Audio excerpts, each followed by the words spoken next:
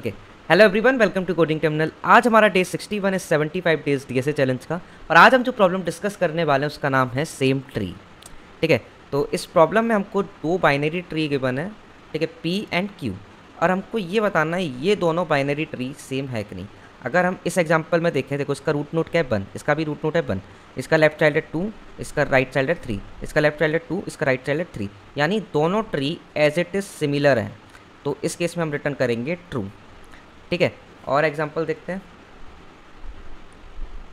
देखो अब यहाँ पर ध्यान से देखना, क्या ये दोनों ट्री सिमिलर है कि नहीं। देखो रूट नोड तो 1 है, इसका भी रूट नोड 1 है, लेकिन इसका लेफ्ट चाइल्ड 2 है, इसका राइट चाइल्ड 2 है। ये दोनों ट्री सेम नहीं है। सेम कैसे होते हैं? अगर दोनों इस तरीके से होते हैं, अगर दोनों ट्री इस तरीके से होते 1 और इसका लेफ्ट चाइल्ड 2, 1 इसका लेफ्ट चाइल्ड 2, तो अभी ये दोनों ट्री सिमिलर है।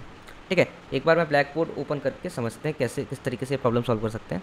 देखो लेट्स सपोज हमारे पास दो ट्री हैं 5, 6, 7 और यहाँ पर 5, 6, 7, 3, 2, 3, 2 और लेट्स सपोज यहाँ पर 1, यहाँ पर 1। ठीक है, अब क्या क्या चांसेस हैं। देखो सबसे पहले तो बेस कंडीशन की बात कर लेते हैं। दो ट्री गिवन है पी और क्यू। अब ये कब कब सिमिलर नहीं होंगे। लेट्स सपोज पी नल है और क्यू भी नल है, यानी दोनों ही ट्री के पास कोई नोड नहीं है, तो हम क्या रिटर्न कर देंगे। दोनों ट्री नल है तो क्या होगा, दोनों ट्री सिमिलर ही तो है, नल है वैल्यू, तो रिटर्न क्या करेंगे हम, रिटर्न ट्रू। ठीक है, एक बेस केस तो हमको समझ में आ गया। और दूसरा बेस केस क्या होगा। लेट्स सपोज अगर P नल है और Q नल है, दोनों नल हैं, तो हम रिटर्न ट्रू कर देंगे। लेकिन लेट्स सपोज इन दोनों में से कोई एक नल है केवल। लेट्स सपोज P नल है बट Q नल नहीं है, तो क्या रिटर्न करेंगे। देखो एक ट्री तो नल है, एक ट्री नल नहीं है, तो क्या ये सिमिलर हो सकते हैं, नहीं हो सकते, तो हम रिटर्न करेंगे फॉल्स। सिमिलरली अगर P नल नहीं है, P not equal to null, but Q equal to अगर नल है, तो क्या रिटर्न करेंगे, फॉल्स। ठीक है, और क्या हो सकता है।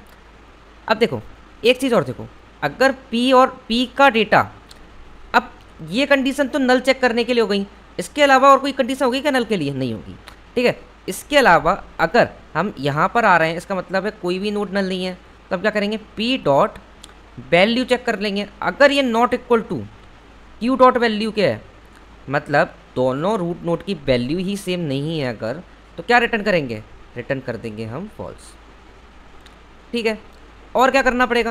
देखो अभी तक हमने क्या करा, अभी तक हमने सिंपल बेस केस लेके, क्या बेस केस लेके, अगर दोनों नल है तो हम क्या रिटर्न करेंगे, ट्रू। अगर कोई एक नल है, लेट सपोज P नल है, Q नल नहीं है, तो रिटर्न करेंगे फॉल्स। लेट सपोज Q नल है, P नल नहीं है, तो भी क्या रिटर्न करेंगे, फॉल्स। अब देखो, अब 3 बेस केस तो लिख लिए, 4th बेस केस क्या होगा।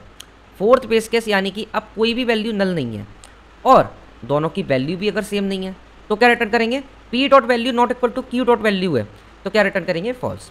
अब 5th केस देखते हैं, जब हमारा P dot value equal to Q dot value होगा, अब क्या करना पड़ेगा, मतलब ये जो नोड है और ये नोड है ये सिमिलर है।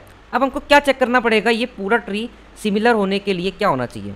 अब हमारा जो लेफ्ट सब ट्री है वो सिमिलर होना चाहिए इसके लेफ्ट सब ट्री के, और इसका राइट सब ट्री इसके राइट सब ट्री के सिमिलर होना चाहिए। अगर हमारा लेफ्ट सब ट्री इसके लेफ्ट सब ट्री के से सिमिलर है एंड राइट सब ट्री इसके राइट सब ट्री से सिमिलर है, तो अब हम क्या रिटर्न करेंगे, ट्रू।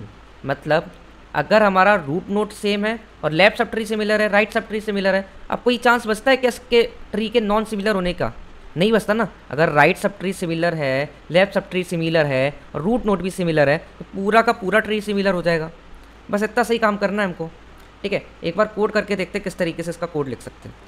सबसे पहला बेस केस क्या था, if P equal to null हो जाए and Q equal to null हो जाए। अगर दोनों नल हैं, मतलब कोई ट्री प्रेजेंट नहीं है, तो क्या रिटर्न करेंगे, रिटर्न ट्रू। अगर ट्री ही नहीं है, दोनों ही ट्री एब्सेंट हैं, तो सिमिलर ही तो हुए, नल नल है दोनों, तो रिटर्न क्या कर देंगे, ट्रू। दूसरा बेस केस क्या होगा, इफ़ अगर देखो इससे बाहर आ गया है, मतलब दोनों ट्री तो नल नहीं है मतलब अब चांस बनता है, हो सकता है एक नल हो, तो P इक्वल टू अगर नल है और Q इक्वल टू अगर नल है, मतलब इन दोनों में से एक ही कंडीशन ट्रू होगी, तो हम रिटर्न क्या करेंगे, रिटर्न फॉल्स। ठीक है, और एक और बेस केस क्या था इसके अलावा, देखो अब क्या होगा, P भी नल नहीं होगा, Q भी नल नहीं होगा, तभी तो इसके आगे आएगा।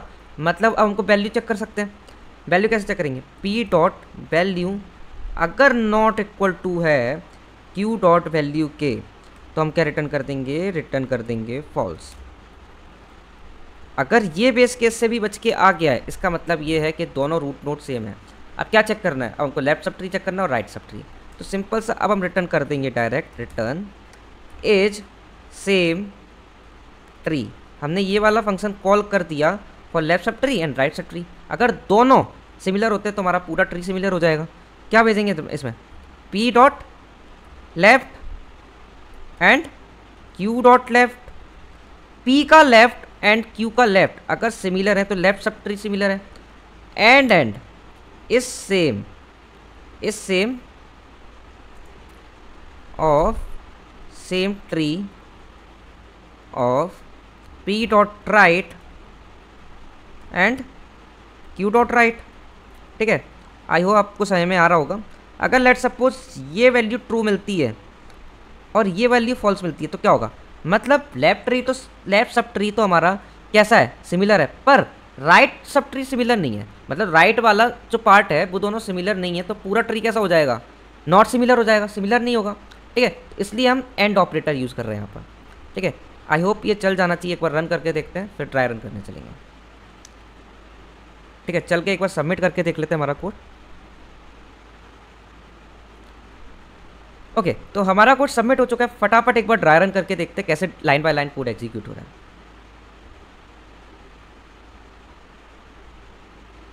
ओके, तो इस एग्जांपल पर एक बार हम ट्राई रन करके देख लेते हैं। ये हमारा P ट्री है और ये Q ट्री है। ठीक है, तो सबसे पहले क्या चेक करेगा, क्या P एंड Q हमारे नल है, नहीं है। ठीक है, क्या P इक्वल टू नल है, नहीं है। Q भी नल नहीं है, तो इस कंडीशन से भी बाहर आ गया। अब वो चेक करेगा क्या P की वैल्यू Q की वैल्यू के बराबर है, P की वैल्यू Q के वैल्यू के बराबर है, यानी कि ये कंडीशन ट्रू है।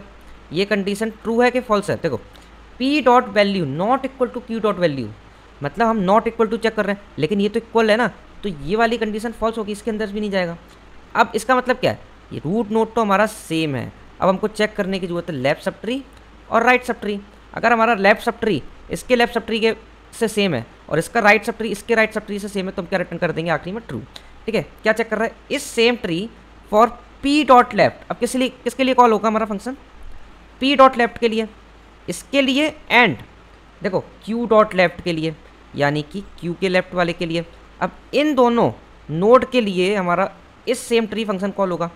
इस सेम ट्री कॉल किया फॉर 2 नोड एंड 1 नोड। ठीक है, अब देखो सबसे पहले चेक करेगा क्या नल है दोनों, नहीं है। क्या कोई एक नल है, नहीं है। क्या P dot value not equal to Q dot value है, P dot value is not equal to Q dot value. देखो इसकी वैल्यू क्या है, 2, इसकी वैल्यू क्या है, 1, यानी कि ये दोनों अनइक्वल हैं, यानी कि ये कंडीशन ट्रू हो जाएगी। क्या रिटर्न करेगा, फॉल्स। मतलब यहाँ पर हमको क्या मिल रहा है, फॉल्स।